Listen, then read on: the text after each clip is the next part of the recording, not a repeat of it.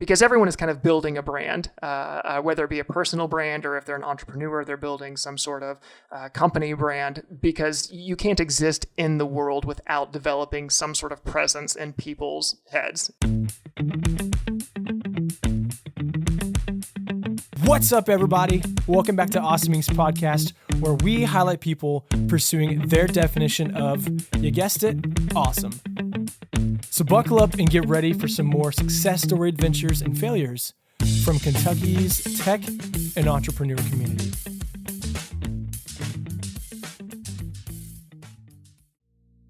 Hey guys, thanks for checking out this episode of Awesome Inc.'s podcast. This is the first time I've ever done this over a Zoom recording, so I'm pretty ecstatic. I'm sitting down with a good friend, Adam Brown, who runs Marrow here in Lexington, Kentucky. Really excited for what you guys are going to hear from him, and he's a stellar dude with some amazing flow. If you haven't checked out his hair, you're missing out.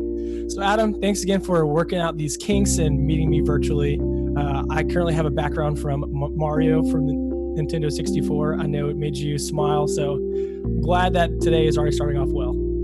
Yeah, man, I tell you what, the mid-1990s, they were a trip, and a lot of that is thanks to Mario 64, so I'm happy to see it come back to life again. Well, good. Well, hey, let's go ahead and just dive in. I want the next little bit to really highlight all that you're doing in your background, because you're really impressive, and you've been a staple in our community over the last couple of months.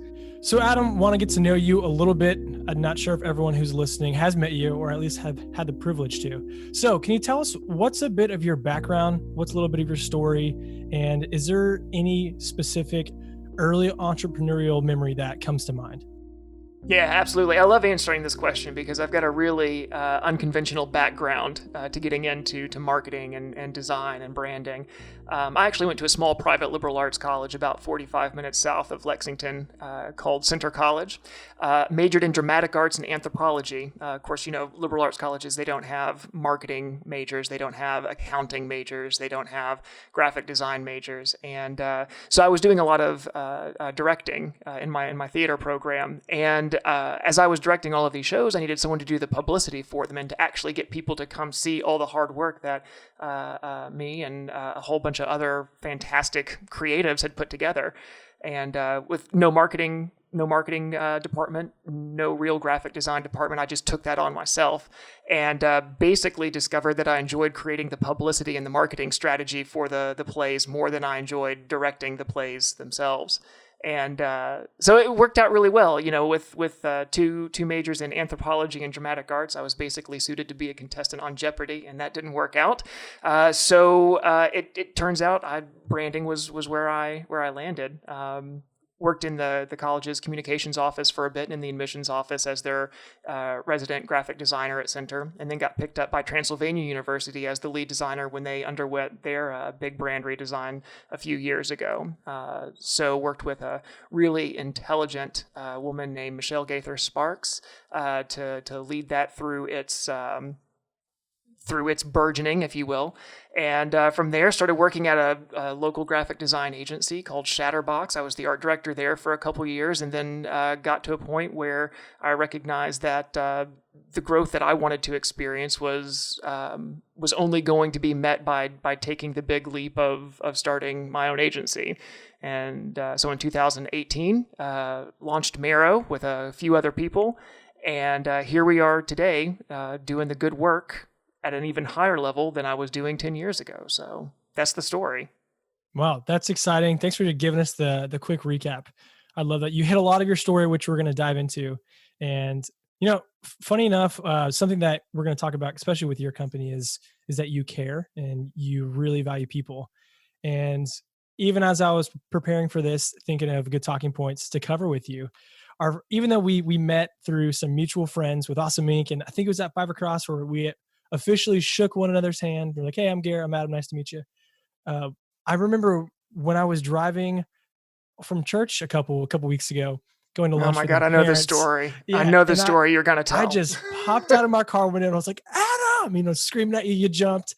And what a great way to really, I think that really sparked our friendship. And the reason I bring that is because that's what you do with companies that you work with and the startups you work with. You help give them attention. You help identify their value. And what better way to start a friendship? I valued you enough that I scared you to death on Broadway downtown. And Well, it wasn't so much. Scared maybe isn't the right word.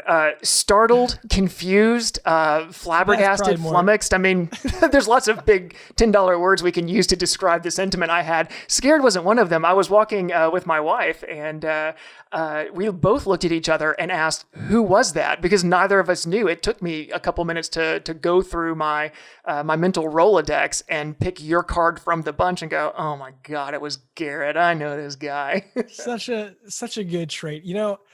I got to be honest. I do that probably too often. I get excited and I'll just yell at people as I'm rolling past them. But anyways, that's probably what sparked our friendship in my mind. And we've talked a couple of times at startup breakfasts and other local events. And, with that being said, can you share specifically what your company Marrow is and what they do? Because I know that entails some of your work. Yeah, absolutely. So Marrow is a brand design agency for challenger brands and startups. We could probably pick that apart just a little bit if we've got the time to do so. So a lot of agencies that do similar work to what I do, they call themselves branding agencies. The problem with the term branding agency, at least from my perspective, is that everyone seems to think they have a good idea for what branding is, but oftentimes all those opinions are very disparate. They're very different from one another. Brand design, for me, means that there's something intentional about the process. It's not, let's throw a logo, a brochure, and a website together and call it a day. Because everyone is kind of building a brand, whether it be a personal brand or if they're an entrepreneur, they're building some sort of company brand, because you can't exist in the world without developing some sort of presence in people's heads. And if you aren't, then you're really not doing any type of good work in the world to begin with, or at least impactful work. So brand design is really about the intentional process of trying to figure out what it is you want to say, who it is you are, and then executing on that through different deliverables. And those do include websites, brochures, logos, etc. And then challenger brands and startups, everyone kind of has a good idea for what a startup is. Challenger brand,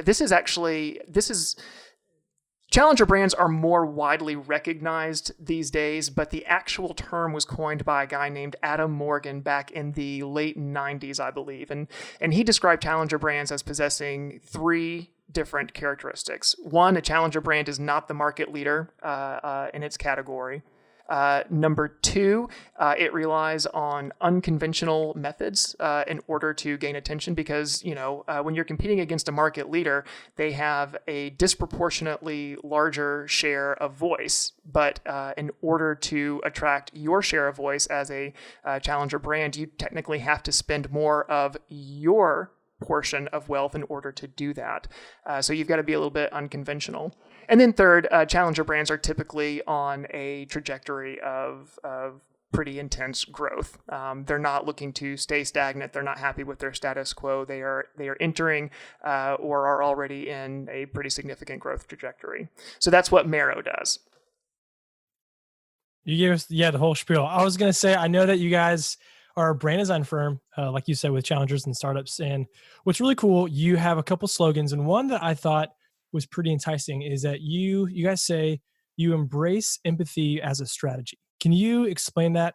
And I know a little bit that has to do with helping people tell a story, their why. Would you mind talking about that? Yeah, actually, I would. Let me explain this by taking you through a little bit of a narrative. That'd be great. All right, so let's say you are you're on the internet. It's the middle of the day, and you're visiting your favorite Twitter personality, and they send you a link to something that they really want you to check out. And as soon as you go there, you open up the webpage, and immediately you're met with this really great paragraph talking about this incredible information that they're really excited to give you. And they talk it up for a few more paragraphs, and you realize that we're doing a little bit of search engine optimization at this point. We're feeding the search bot all the fun buzzwords that we want them to recognize us for. And then when we get to the very end and we think, all right, here is the meat of the presentation, you're actually met with a form wherein if you want the goods, all you have to do is just give this guy your email address and he'll put it right in your inbox. That's annoying. It's really, really miserable. And it's not empathetic at all because that is a trade. And so one of the things that I tell clients is that when we're talking about empathy, we're talking about the difference between generosity and reciprocity. In the example I just gave you, that's reciprocal. That's a very transactional thing. That is, I've got something that I think you want, but you've got something that's immensely more valuable to me, and that's your email address. That's a direct line of communication into your inbox, and I'm going to make you trade that for whatever I have to give you. Generosity, on the other hand, recognizes that I have something to give, and I'm going to freely give it, and I'm going to make sure that people have access to it because that actually makes the change. And when you paywall certain things, when you guard against the free dissemination of information or any kind of help, that creates a transactional experience. And so when we're talking about empathy, we're really talking about making sure the user experience, whether it be online on a website or in a store, or really anywhere for that matter, that is the kind of experience that you would want to experience. No one likes being sold to. People love to buy. Like, don't get me wrong. People really love buying stuff, but they don't like being sold to. And so we try and create an experience with our brands that we work with that engenders that kind of relationship between the seller and the buyer, if you will. Man, that is very cool. Very different way than I thought you were going to take that. So thanks for sharing. I really like you said reciprocity. So like reciprocating and giving, that makes me think of, if you've read the book, Startup Communities, the whole give first mentality, give before you get, give without expecting something in return. Like you said, when you give, you help make the change. That's one of the most rewarding aspects to our Lexington startup ecosystem. We have a lot of people who enjoy giving, not so they can get something necessarily in return. Yes, for business. Yes, for emails. Like that's how you have to function. But just in terms of community events, through contacting, through networking, that's how we help build one another up. And you do a lot with startups. How does embracing empathy work well with your business? Well, it is basically the way that I handle every client interaction. I'm an entrepreneur myself. I understand what those struggles are like.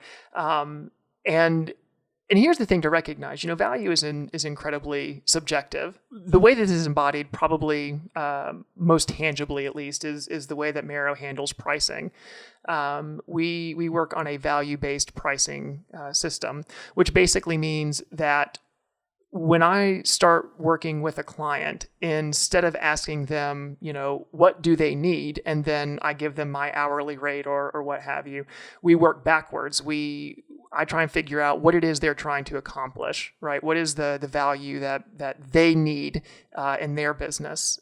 And what does that look like? Is it more time to spend with the family? Like, do they need to automate some form of their business? Do they need to create a higher price tag, for their goods and services? What does value look like for them? And then we try and figure out, okay, well, how can Marrow help create that value? And that's a lot of what branding is. It's some people refer to it as value added. I prefer Rory Sutherland. He's the vice chairman at Ogilvy. He says it's not value added, it's value extracted.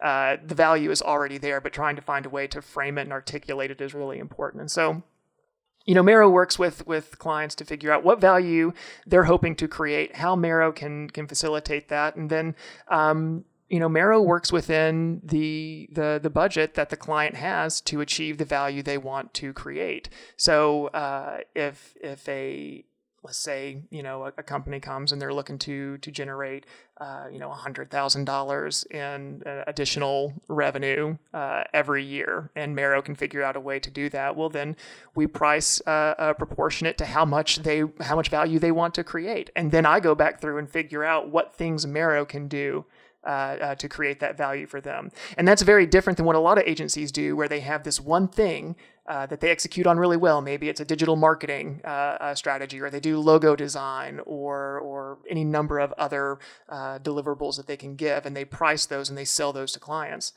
Marrow, on the other hand, figures out what value the clients want to create and then reverse engineers whatever we can do in order to provide that end result for them. Man, that's great. You said a couple of things that I want to continue following up on. And again, I have some thoughts I want to run by you. One thing that you talked about is value extracting. And I wanted to talk about, I know the last handful of years, you have been immersed with being in the creative world, helping brands discover their identity. That's something that you're passionate about, something you've stated very well, even during our time together, from things of developing brand messaging at Transy as their lead designer, helping social causes, nonprofits, and some clients through brand design upheaval, like really, really cool stuff. How have you been able to extract the value from all of those experiences and let the rewards come to fruition with Marrow? It really depends on how you want to view success. Framing is a great way to change whatever reality that you find yourself in. Look, I could, if I choose a metric for success, let's just say, Marrow needs to be a $50 million a year company. If that's the way I frame success, then Marrow is by all accounts a complete and total failure. It's not doing at all whatever I had set out for it to do, if that's the metric. But if you look for other intangible metrics for success, is Marrow personally growing year over year, both in terms of its culture and identity, but also its revenue? Well, yes, it is. So in that regard, Marrow is a success. Is it creating a longer list of clients every year? Yes. So that is a metric for success that I've chosen for the company. So in terms of extracting value, it really comes down to defining what value is. And value is incredibly subjective. What may be valuable for me may not be valuable for somebody else. And so when I talk about value-based pricing and working with clients to figure out what they value, that takes the conversation out of my hands. It doesn't matter what I value. What really matters is what does the client value? And then, like I said, reverse engineer what Marrow can do to help them reach those goals. So it's the recognition that value is subjective and that what we determine to be the greatest form of value is personal to each individual has helped me shape my idea of what's valuable to me and Marrow, and hopefully has helped clients shape what's valuable to them. So cool to hear your explanation of that. And continuing on with literally where you left off, how do you see your business help strengthen the Kentucky startup community? Here's the thing that I love about founders, particularly startup founders, is that they are the most optimistic contrarians that the world has to offer. I consider myself a contrarian, but I also consider myself fairly optimistic as well. And it takes a great deal of confidence, like verging on arrogance almost, to say everything in this category sucks and I think I can do it better than anybody else. That is literally the modus operandi of every single startup founder is, this is terrible, but I can fix it. And I'm willing to be told, no, I don't like this very much. It's not very good, and still persist to create change. So Marrow's role in all of this is to be a challenging force for good within other startup companies and challenger brands. I really hope that specifically in this market, Marrow works with clients outside the city and outside the state of Kentucky as well. But with every client, I really challenge them to think about their problems a little bit differently. This kind of goes back to this idea that challenger brands have to utilize unconventional methods in order to get their message out. So a good example, I work with a craft distillery. And they create premium botanical spirits, and they've got a line of gin, and it's a Kentucky gin. And when we were going through and trying to figure out, well, what is a Kentucky gin? How do we get Bourbon Land to put down their drinks and pick up a martini? How does that work?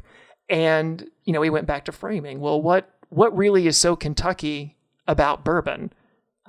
And obviously, like, let's not get too ahead of ourselves. Like, there is something intrinsically very Kentuckian about bourbon, but we realized that Kentucky drinkers, it's not about drinking bourbon. That doesn't make them more Kentuckian.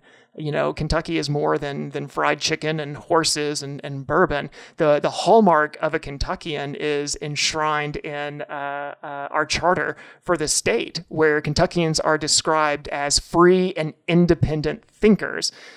And so then we realized, okay, well, how do you convince an entire state that the state drink doesn't have to be bourbon, but in fact can be gin?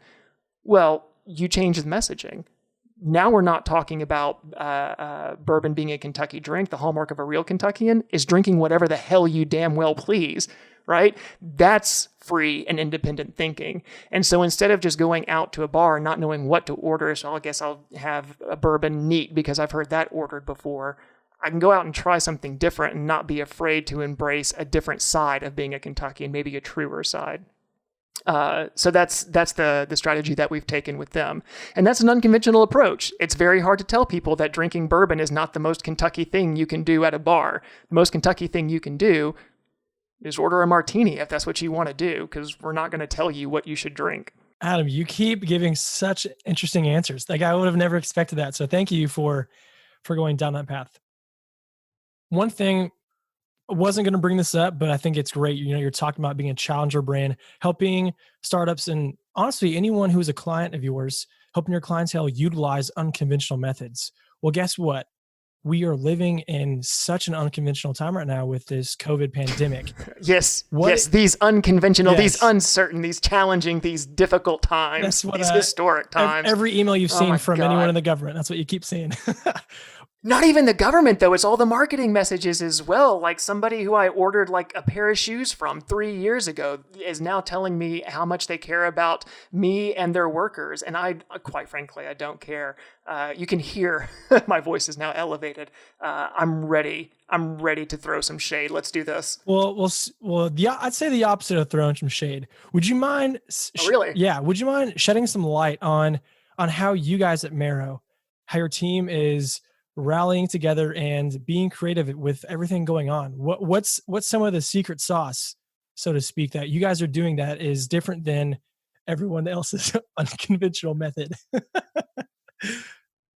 All right. Well, a couple of things. One, Marrow is in a pretty good financial position to weather the COVID-19 storm, if you will. And so where it's been possible, we have spoken with all of our clients and tried to figure out a way to help make sure that they're not being overburdened financially. It does us no good to extract money from clients that may not be in a position to afford their monthlies, if you will, which, by the way, is empathy, right? That's a great example of that. Another thing, and I have to say, I cannot take credit for this, but I will go back to the gin client that I referenced earlier. They got hit really hard. They were getting ready to launch their product into 70% of a particular. I don't know how much I can reveal regarding the names of all of these things, but there was a grocery store that they were going to release their product into 70% of all the grocery stores within the state. And the COVID-19 crisis hit, and so they couldn't do that anymore. And so the founders, they had an incredible idea. They decided, well, let's do a gin party online virtually. And so they're working to set this up with the grocery store chain, where they will the grocery store will basically provide a shopping cart already stocked digitally. So you basically just click to add to your shopping cart. The gin is also added to the shopping cart, and then what they're going to do is broadcast a Zoom. Presumably right now, that's what it'll be, talking about how to mix drinks effectively, how to bring the spirit alive, during quarantine, and do it all digitally. And so we're working with them to help, get that tied up. That's really cool to hear. Again, that goes back to giving and not really not receiving anything. So did not know that. But you do get something back though. Right? That's the true. whole thing about generosity. That's like the big secret of being generous, is that really whatever you give away, you tend to get back in some measure. And now I'm not advocating that like brands forgo whatever revenue stream that they need in order to survive. Like there's a difference between being generous and being stupid. But what I am suggesting is when you show the kind of generosity, and generosity comes in a lot of different forms. It doesn't have to be giving away something for free. It can just be going above and beyond. It can be embracing the small things to add a little surprise and delight for your clients or your customers. Generosity always, at least in my experience, and I will admit that I'm a fairly privileged person, all things considered, generosity has always come back in some measure in a way that has made my life better and has allowed me to help. It has allowed me to be more generous for other people in the future. It kind of compounds. Very, very well spoken. That I do agree with you. I was thinking on that comment more so from the standpoint of, hey, they're providing a cool way to teach about, hey, here's how you mix drinks. And I see exactly where you're coming from. And I totally agree with you, especially on the part of there's a difference between being generous and being stupid. So I totally get that. Well, Adam, I actually don't know if I asked this earlier, and that's on me. Why the name Marrow? Oh, this is a great question. Why do you think Marrow? What does it conjure for you? I'll do a little bit of brand research here. You're good. Well, I think for Marrow, I think of bone marrow. That's probably the most common thought with your brand, but also marrow is very important. Yeah, right. So, so you're pulling the Webster's dictionary out and giving some good definitions, and congratulations. That's exactly where you should have started, because that's where I did. So marrow has a couple different definitions. One, you're right, bone marrow, and bone marrow is actually a significant site of blood cell production in the body, and so the way that I metaphorically conceptualize this is, not all companies are brands, right? You've got some good businesses and you've got good companies, but not all of them really exude a kind of brand element. They don't have that culture. They don't have that blood flowing through them, that life. And so marrow, in effect, is the site of blood production, life production, culture production, if you will, for companies. Early on, we toyed with the idea of describing marrow as a place where, businesses become brands and brands become movements. And that was in direct response to this idea that marrow is the site of blood cell production and life.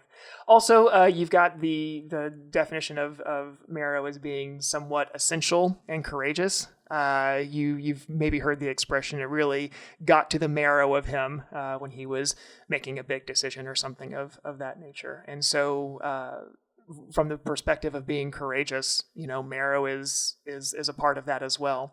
And quite frankly, it's a very short, easy word. It's easy to remember. And because of that, it's got some sticking power. You don't want to come up with a name that's just completely absurd or ridiculous, because as much as that might grab some attention, it's not easy to recall if there's no hook in it. And so marrow has both that hook. It's short, it's easy to remember, there's already some familiarity. And that's the story behind the name Marrow. That was great. I have nothing to add. That was cool to learn the backstory. So I think that's impactful. Makes a ton of sense why you guys went with that name. So Adam, we're gonna discuss my favorite question that I get to ask anyone I get to sit down with and have the privilege to talk to. What's one piece of wisdom now that you wish you could tell your younger self as you started Marrow, as you started any of your previous entrepreneurial ventures? And I ask that for the people who are listening, who are either A, timid and hoping to start some adventure, B, are fresh and they're running, their wheels are spinning, they're so excited about what they're doing, or C, someone who's been in the game for a while and maybe they're finding some plateau, they're getting complacent, and they need a little kick in the pants, so to speak. That is a great question, and I'm going to give you a very unconventional answer. Perfect. I would say quit.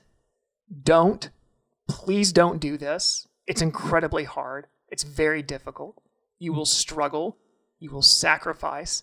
And there will probably come a point in time where you recognize that it is not worth it at all. I would much rather people confront the danger of starting something new early and be discouraged. Because if you can't get past that initial discouragement, if you can't get past the hypothetical that this will fail, if you can't embrace the fact that this is very likely going to fail, whatever new endeavor that you pursue, you're not going to make it past the first 2 or 3, faults that you run into.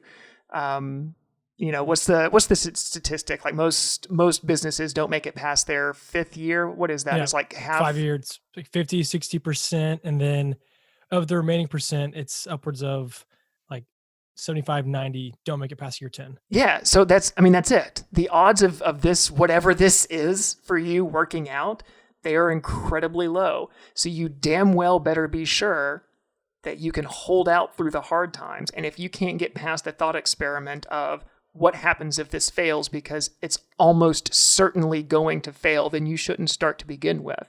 When I talk about contrarian optimists, like it's not enough just to be contrarian. It's not just enough to be optimistic. You've got to have both of those things and be willing to get through the storm. So yeah, no, I would tell people to quit before they get started 100%. Because odds are good they're going to fail anyway, and you've got to find someone with the tenacity to stick with it through the long haul. Makes sense. Heard a quote from a podcast I was listening to that you don't create leaders, you find leaders, and people who are already hungry, who are already out there, they're going to show up. Absolutely. Well, Adam, I'm going to go have some lunch. If we were together, I'd offer to buy you yours, but you're in your house, your beautiful home that's clean. I'm hanging out with Mario over here. So I'm going to pop off, but hey, thank you so much for your time. It was so enjoyable to catch up with you and see your smiling face and see a friend. And again, thank you for all the wisdom, sharing your story, and letting us know why you are making a significant impact on our Kentucky startup community. Yeah, my pleasure, Garrett. Let's do it again soon. Well, that's it, guys. Thank you so much for checking out this episode of Awesomings Podcast. And another quick thank you to Lee Rosevere and a few members from our community who provide the music that you hear in this show. Lastly, give us a follow on Instagram, Facebook, all that jazz. Or even better, come on down to our space. Come be a part of our community and get plugged in, and let's start something awesome together. You guys rock. We'll see you next time.